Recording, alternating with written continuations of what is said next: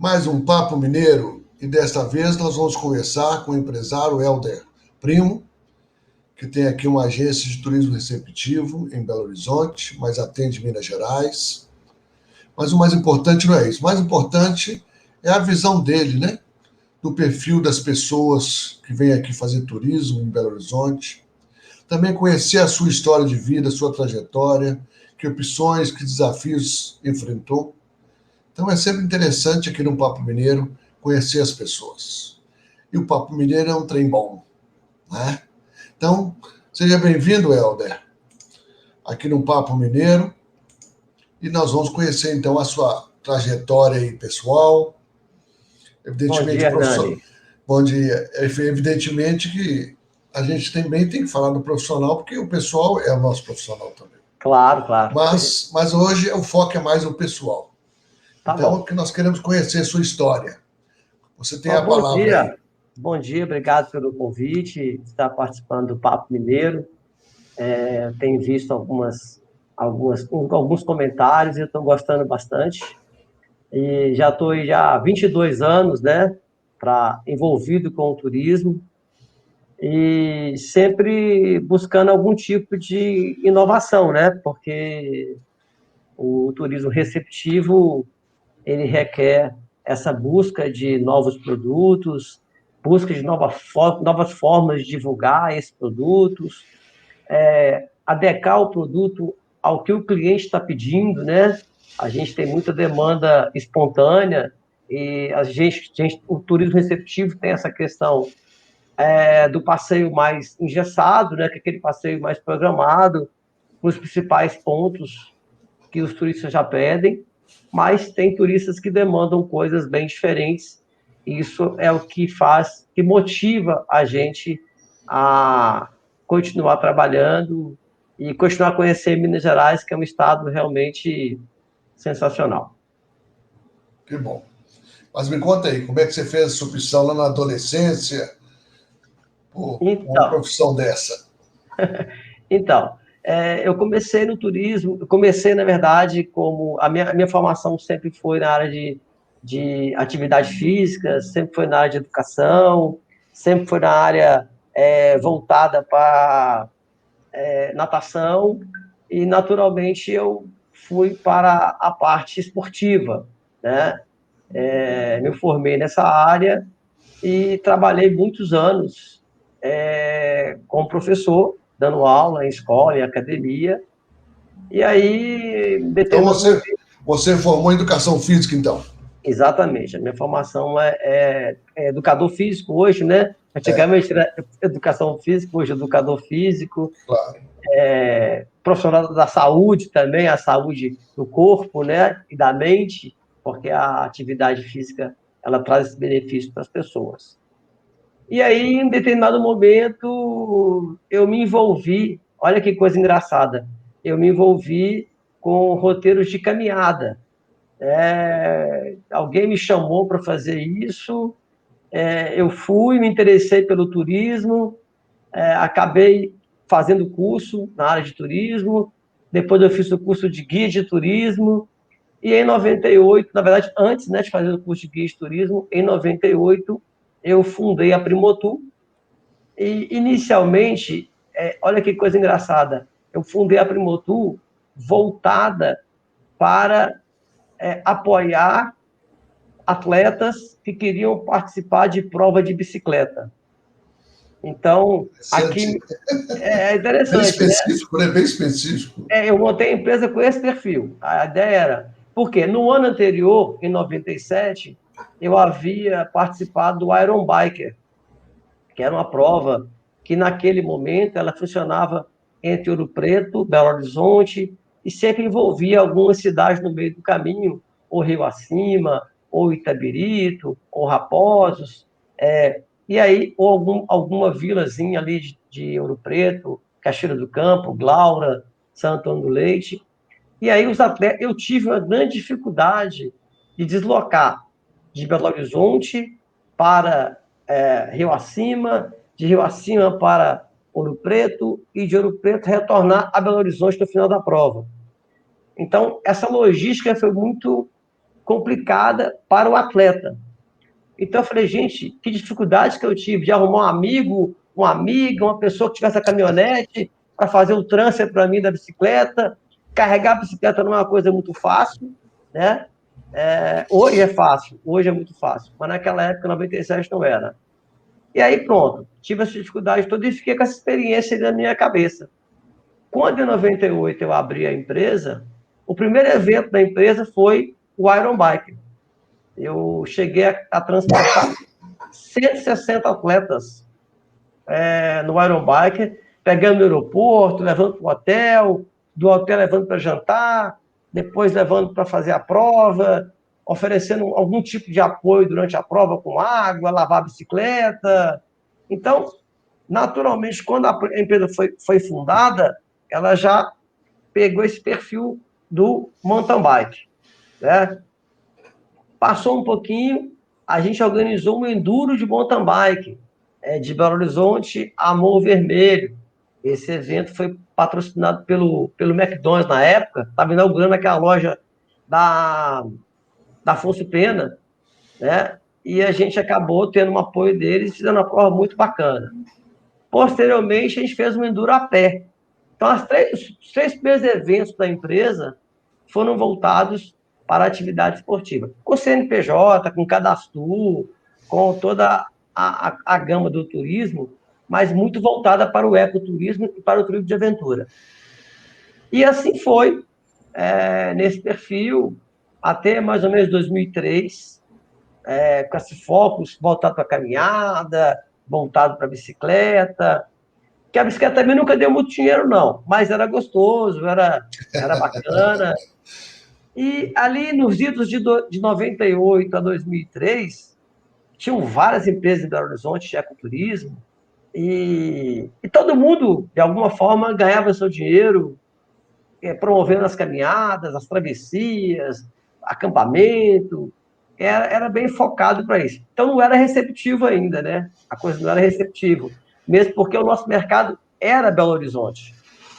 A gente tinha algum pessoal que vinha de fora, do Paraná, de São Paulo, mas era o mercado, o nosso produto era feito para o mercado de Belo Horizonte. E isso acabou que tal.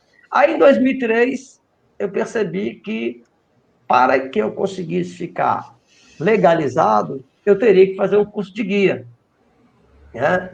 E eu havia tentado fazer o curso em 98, em 99, em 2000, e por algum motivo, ou não formava turma no Senac, ou não coincidia a data para iniciar o curso, ou a programação do semestre era muito extensa, e acabava que não dava tempo da gente fazer isso, mas foi crescendo essa vontade de ficar legalizado, né?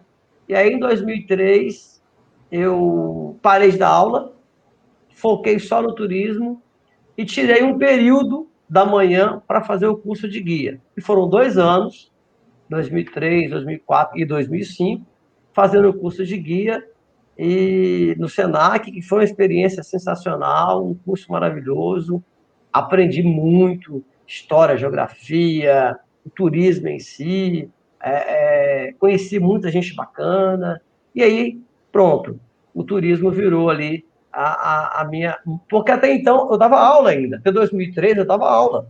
Eu vim conciliando de 98 a 2003, eu conciliava, né? E aí, ali E foi, dentro... e foi difícil essa mudança, Helder? Não, foi... Sair de professor, apesar que já tinha praticamente uma empresa de eventos, né? Sim, Que sim, sim. atendia eventos, né? Sim. Para se tornar um guia de turismo. Como é que foi isso? Como é que foi você pessoalmente sentiu essa mudança? Foi conflitante durante o curso, porque o curso muito teórico e eu já estava na prática, né? Mas, ao mesmo tempo, o curso ele tinha muita viagem técnica para lugares que eu já conhecia, mas conhecia com um foco mais esportivo, com um foco mais natural, com um foco mais ligado para as atividades físicas, que era o que eu fazia dando aula também, que era atividade física. E aí eu fui descobrindo uma outra Ouro Preto. Eu conheci o entorno de Ouro Preto, Mas eu nunca tinha, por exemplo, ido no Museu da Inconfidência. Eu conhecia o Parque da Colomi, eu conhecia o Parque Andorinha, eu conhecia Lavras Novas, eu conhecia Glaura, conhecia as trilhas, mas não conhecia Ouro Preto, não conhecia Carlos Conto, não conhecia a Praça Tiradentes, conhecia muito pouco. Conhecia da história que eu tinha estudado na escola. E aquilo foi crescendo dentro de mim, o barroco, o rococó. Aquilo foi crescendo dentro de mim, o barroco, o rococó, as biografias dos Inconfidentes, o casario, a arquitetura de Ouro Preto, de Mariana, de Congonhas. Isso foi realmente, eu fui entrando nesse mundo e saindo do outro, né? É, Então, quando eu formei em 2005, muita gente comenta que assim, é difícil quando você faz o curso de guia e já sair guiando, né? é Eu, quando lógico. quando eu formei no curso de guia, eu estava totalmente pronto, eu não tinha nenhuma dificuldade, né? Porque eu só acrescentei a minha experiência de guiar em meio natural para começar a guiar isso no meio ali da coisa mais convencional. E aí eu comecei a ouvir a palavrinha receptivo, mas ainda não achava que eu era receptivo. Eu comecei a ouvir a palavrinha emissivo, receptivo, operadora, net, mas não me interessava muito nisso não, porque meu mercado ainda era Belo Horizonte. Bom, e nisso começou a vir as redes sociais, na época Orkut, Facebook e tal, e os clientes que viajavam com a gente aqui em Belo Horizonte, eles começaram a fazer muita coisa por conta própria. E como que eu conseguia segurar o cliente? Eu tinha que criar roteiros novos, rotas novas, coisas que os grupos de Facebook, de Orkut, de rede social, de ICQ, não era. O negócio era. Eles não conseguiam fazer ainda. Mas o que eu percebi? Eu criava um roteiro novo, fazia o roteiro. Na segunda vez que eu lançava o roteiro, eu não conseguia vender mais. Porque eu estava criando o roteiro sempre para o mesmo cliente. Eu falei, gente, tem um trem errado. Tem um trem errado. A coisa não está funcionando bem. E aí, quando foi ali no final de 2005, eu já estava conhecendo o Instituto de Estrada Real, estava conhecendo o Sebrae, estava conhecendo o Convention. E aí, eu dei um estalo. Vou montar um projeto de caminhada pela Estrada Real. E aí, nós começamos a percorrer a Estrada Real parceladamente. E aí foi um boom. Foi um boom. Aqueles clientes que tinham sumido começaram a vir. Pessoas de São Paulo começou a vir, Rio de Janeiro começou a vir, Bahia começou a vir. Tinha um marketing muito forte da Estrada Real por conta das caminhantes da Estrada Real. Era E muito também, forte. acho que em 2004 que saiu a Mangueira saiu com a Estrada Real, não é E a isso? Mangueira saiu com a Estrada Real. Então, as caminhantes começaram a fazer. Aí eu conhecia algumas das caminhantes que começaram a caminhar com a gente também. Bom, isso é bom. E aí, pronto, a coisa funcionou. E aí, durante os anos de 2006, eu montei o projeto no final de 2005, e entre 2006, 2007 e 2008, praticamente com as mesmas pessoas, entrando um ou outro, a gente levou 1.170 pessoas para percorrer a Estrada Real parceladamente. Fizemos o Caminho de Sabarabuçu, Caminho do Diamante e o Caminho Velho. Aí criamos um passaportezinho, criamos um certificado próprio, depois veio o certificado da Estrada Real. Nessa época, inclusive, não tinha os marcos ainda, né? 2006 não tinha os marcos ainda. Então, a gente ligava lá para o Instituto, manda a planilha desse trecho para mim. Ah, não pode, não sei o quê, dá um jeitinho. Aí vai fazer o passeio. Aí a gente recebia a planilha no Excel com os pontos onde iriam ter os marcos. E a gente fez o passeio para a Estrada Real e ao longo desse período a gente foi vendo os marcos sendo colocados. Então foi muito legal porque a gente virou parceiro. Olha, o marco na fazenda tal, ele está caído. O marco tal está no lugar errado, ele está um pouquinho para frente, está dando dúvida. Então a gente foi junto com a Estrada Real, junto com a FIENG, junto com o processo todo, né, da secretaria, fazer a Estrada Real acontecer. E nesse meio do caminho, a gente foi convidado, com muita resistência, a participar do Minas Recebe, né? Que é um projeto do governo estadual, né? Na época era a Érica Drummond, que estava à frente. A gente foi convidado a participar do Minas Recebe, que era um projeto novo, que era uma ideia, foi final de 2007, a ideia de organizar, fomentar, padronizar e treinar, né, os receptivos as empresas de Belo Horizonte, eu nem chamo de receptivo ainda, a receber bem as pessoas. E aí os conceitos caíram. O que é turismo receptivo? O que é emissivo? O que é mercado? O que é mercado de Belo Horizonte? O que é o mercado nacional, mercado internacional? E aos poucos a coisa cresceu tanto que a gente foi deixando de vender para Belo Horizonte e foi vendendo para São Paulo, foi vendendo para o Rio, foi vendendo para a Bahia, foi vendendo para a França, para os Estados Unidos, para a Itália, Japão, e aí a coisa começou a crescer, né? E a gente conseguiu, aos poucos, ir entrando. E aí eu fiz uma pergunta para mim mesmo. Olha, fui responder um questionário e falei assim, você faz isso? Faço. Você faz isso? Faço. Olha, eu sou receptivo. Eu descobri que eu era receptivo. É Você interessante tem... que, é interessante que essas conceituações, né, eu brinco que realmente nesse período o turismo está me engateando no Brasil, né? A conceituação tinha que ser muito precisa, muito bem definida, porque as pessoas não sabiam o que faziam ainda, né? Era uma Não, coisa que às vezes eu conheci muito dono de hotel no interior que achava que não era atividade econômica, era um hobby. Vivia daquilo, mas era um hobby. e olha que coisa engraçada. Em 94, 93, saiu um livro do Ministério não era Ministério do Turismo ainda, era. Eu não sei se era Sexcel, Secretaria de Esporte, Lazer e Turismo, algo assim. Isso. E aí saiu um livro, Diretrizes para o Ecoturismo no Brasil. E lá se começou a dar nome: trekking, hiking, bigging, canyoning, rapel, e off-road. E a gente, assim, mal, né? A gente tem um conhecimento de inglês, mas não usava esses termos aqui. A gente foi tentando trazer um português desses termos ao longo desse tempo todo, e até que logo ali em 2007 também veio a ABETA, né?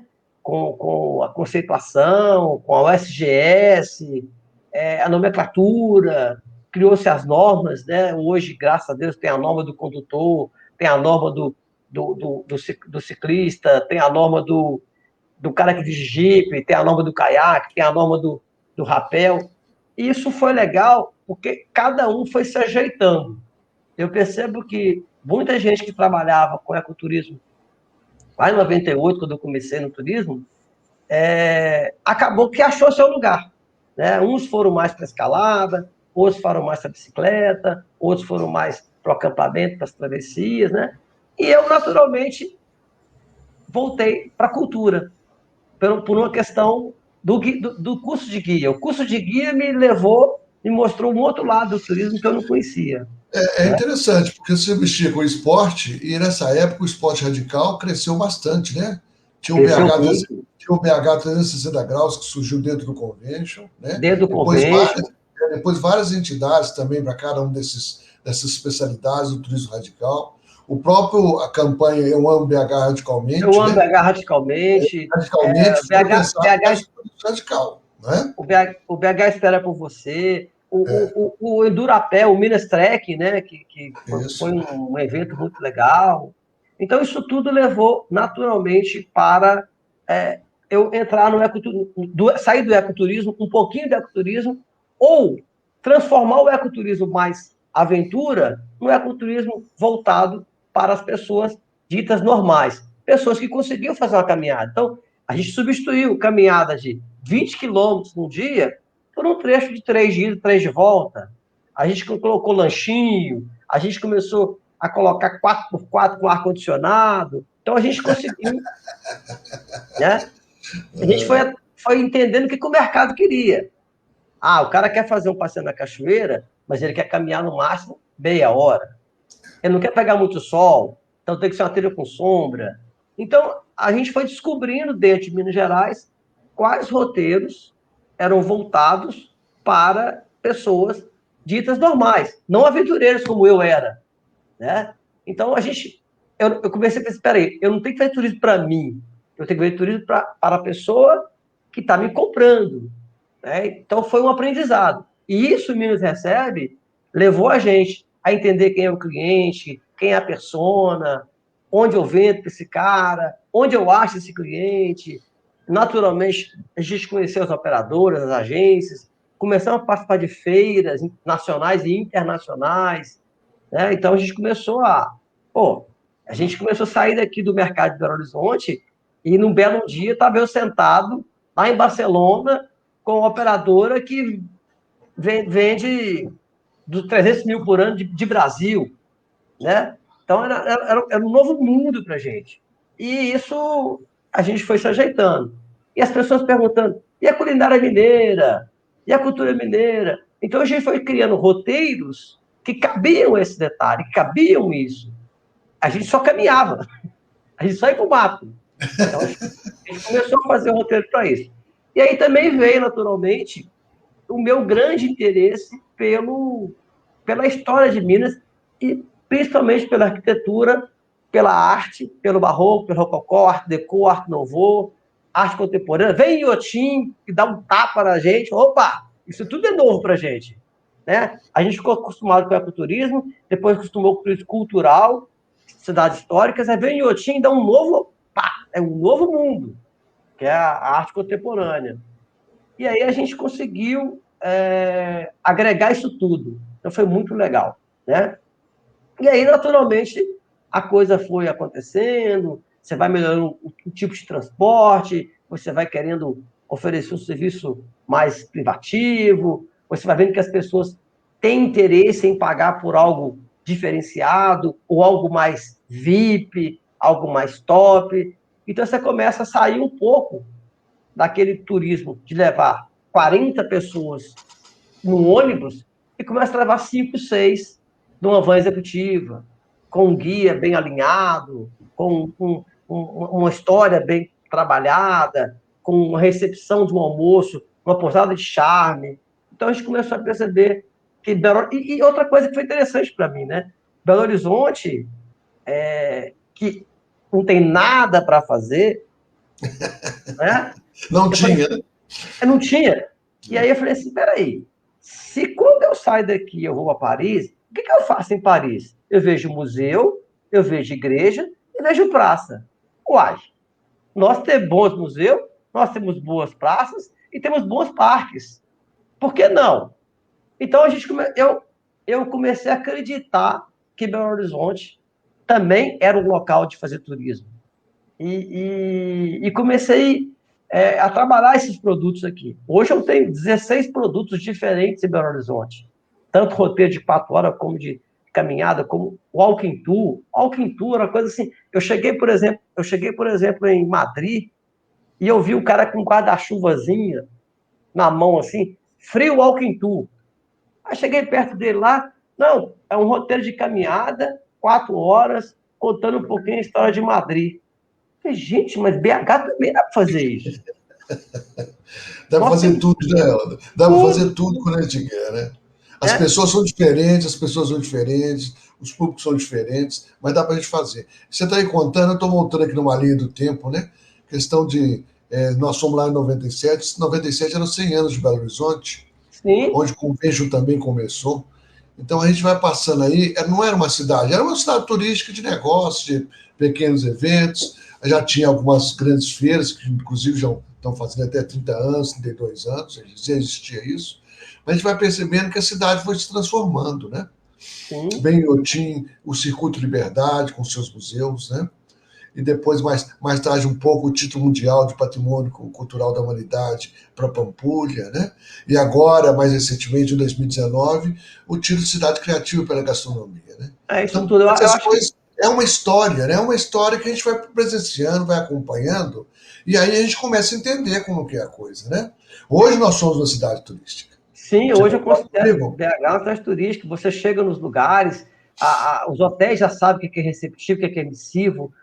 Até o taxista, que é um cara mais broncão, já sabe o que é isso. O Uber sabe o que é isso. A gente precisa, a gente precisa melhorar algumas coisinhas só, alguns Claro. conceitozinhos, cada um se posicionar. Mas eu acho que Belo Horizonte hoje é uma cidade sensacional para turismo. Eu costumo brincar com o seguinte: tira a praia do Rio de Janeiro. O que você faz no Rio tirando a praia? Tudo que você faz no Rio, você faz aqui. Aqui tem bons cafés, aqui tem bons locais de compra, aqui tem bons museus, aqui tem bons mirantes, né? E Belo Horizonte tem uma coisa sensacional que outras cidades não têm. Você, a 20 minutos de Belo Horizonte, você está no século XVIII. Você vai aqui para. Você sobe aqui em direção ao Brumadinho, você pega vilazinhas, né? Vilazinhas está a 25 quilômetros de BH, você tem vilazinhas que está no final do século XVIII, tá lá do mesmo jeito. Sabará, Sabará, Santa Luzia, 7 quilômetros, 10 Sabará, quilômetros, 22 né? quilômetros do Belo Horizonte, assim, são coisas assim, sensacionais. E aí, olha que coisa engraçada. Aí a pandemia mexeu com a gente de um jeito, né? Muito interessante. E aí, eu descobri uma nova forma de trabalhar, que é o chamado biker guia. Eu voltei às minhas origens. O meu primeiro evento foi o Iron Bike, trabalhar com bicicleta. Hoje, o que está me sustentando é fazer guiamento de pessoas que querem ir para a trilha, pedalar. E Belo Horizonte é o lugar mais sensacional do mundo para pedalar. A nossa topografia ajuda. Raposo, Sabará, Brumadinho, Rio Acima, Santa Luzia, Vespasiano, são todos lugares que estão na região metropolitana de BH, que são lugares sensacionais. Desde Belo Horizonte, nós estamos no Parque Rola Moça. Aquilo ali é uma Disney World para quem pedala. Né? Então, Eu a gente. sabia, eu sabia disso, que você já tinha voltado de novo às suas origens. Isso é muito importante e tem sido muito interessante, porque está tendo uma divulgação muito boa essa questão, né? E Isso. nosso tempo está terminando, Helder, mas eu quero que você fale um pouco do perfil das pessoas com quem você trata, o perfil desse turista que vem, quem são, como é que ele gosta de ser tratado, o que você tem feito hoje com a pandemia também, de dar o conforto e a segurança a esse pessoal. Tá.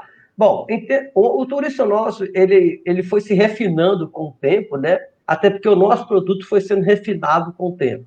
A gente passou do quantitativo para o qualitativo, né? E quando você passa para o qualitativo, quando você passa para minimizar grupos pequenos, você atinge um perfil de cliente um pouco mais exigente, um cliente que quer pagar um pouco mais caro, mas um cliente que quer um carro melhor, um serviço melhor, um hotel melhor, um restaurante melhor. Ele paga um pouco mais caro, mas ele também é um cliente um pouco mais exigente. Então, o perfil hoje que eu trabalho são famílias, basicamente 4, 5, 6 pessoas que vêm para fazer o turismo, que não quer fazer turismo, não que o local seja exclusivo, mas que seja no horário dele, no tempo dele. Ah, o passeio vai ser às 7h30 da manhã do hotel. Não, pode ser às 9, pode ser às 9, a gente vai sair às 9.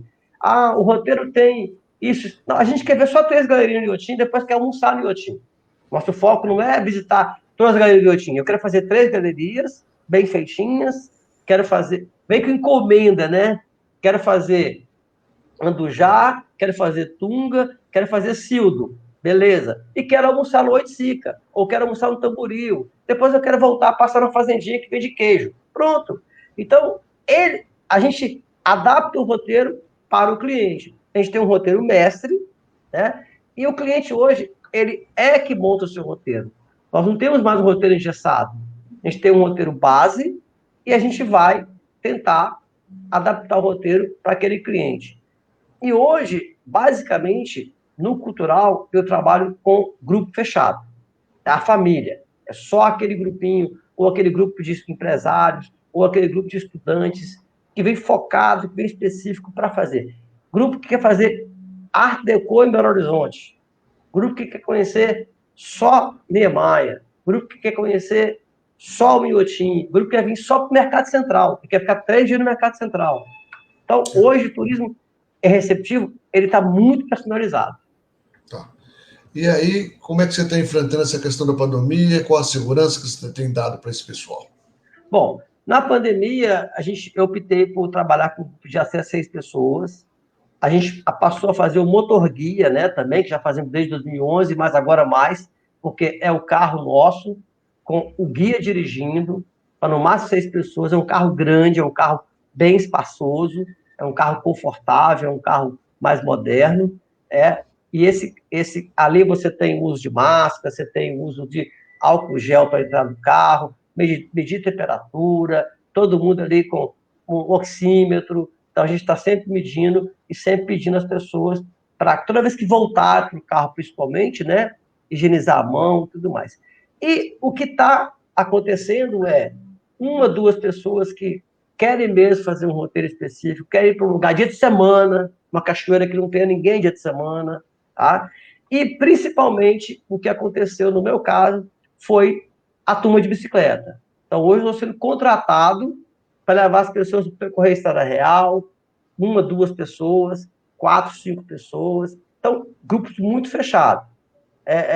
E com um roteiro muito bem escolhido. Ah, eu quero fazer Cachoeira Grande na Serra do Cipó. Não, esse roteiro a gente não vai fazer agora não, porque está no período complicado, lá é muito fácil chegar, se não vai dar para fazer. Não que a cachoeira seja ruim, é porque não é o momento. Né? Ah, eu quero fazer um roteiro lá para aquela trilha específica da Rota do Ferro. Olha, a Rota do Ferro, final de semana está muito cheio, mas dia de semana eu te levo. Então a gente está meio que adaptando. Né? E aí, e se aguentando, né, Hernando? Porque com esse fecha, abre aí, a gente tem muito cancelamento ou adiamento. Então, o cliente compra, ele paga, reserva a data, daqui a pouco ele liga, eu vi a notícia na televisão, tá fechando aí de novo, vou para frente. Então, assim, não está normal, mas a gente está tentando aqui fazer o possível para manter os roteiros mais personalizados, exatamente, e adaptando de acordo com a demanda que ele vem trazendo para a gente.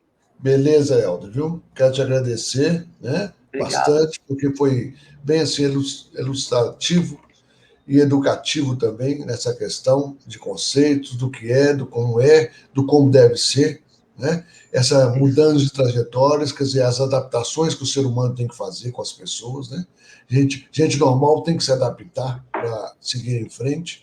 Então, eu só queria que você deixasse uma mensagem final para todos que estão nos vendo e ouvindo. Então, pessoal, é isso aí, é acreditar que a gente vai passar por esse percurso, esse percalço, e que daqui a pouco a gente vai estar fazendo turismo aqui em Minas Gerais, vamos estar comendo nosso queijinho, vamos estar comendo nossa broa, nosso café, nosso tropeiro, vamos estar pedalando pelas trilhas, mas por enquanto é um pouquinho de paciência, e se for sair para pedalar, ou para caminhar, ou para visitar as cidades históricas, tenha todos os cuidados aí, usa máscara, lava a mãozinha direitinho, e vamos aí, cada um fazendo sua parte, quem puder fica em casa, né? E é isso aí. Vamos esperar que isso passe, talvez no segundo semestre a gente volte a alguma normalidade. É isso aí, obrigado, Hernando, pela oportunidade, e estou à disposição sempre que você precisar. Obrigado, viu? Mais uma vez, obrigado. Foi ótimo, foi excelente. Muito Obrigado. obrigado mesmo, viu? Grande Tá, abraço. joia. E chegamos, então, a mais um final de um Papo Mineiro. Foi com o Helder Primo. Foi muito interessante conhecer um pouco desse turismo receptivo em Belo Horizonte e na região metropolitana, que é sempre assim, né? Tem muitos atrativos em torno de Belo Horizonte, como também tem dentro de Belo Horizonte. Aguardamos você no próximo Papo Mineiro, que sempre estamos conseguindo trazer pessoas interessantes, inteligentes, atuantes e que fazem acontecer. Um grande abraço a todos. Até lá.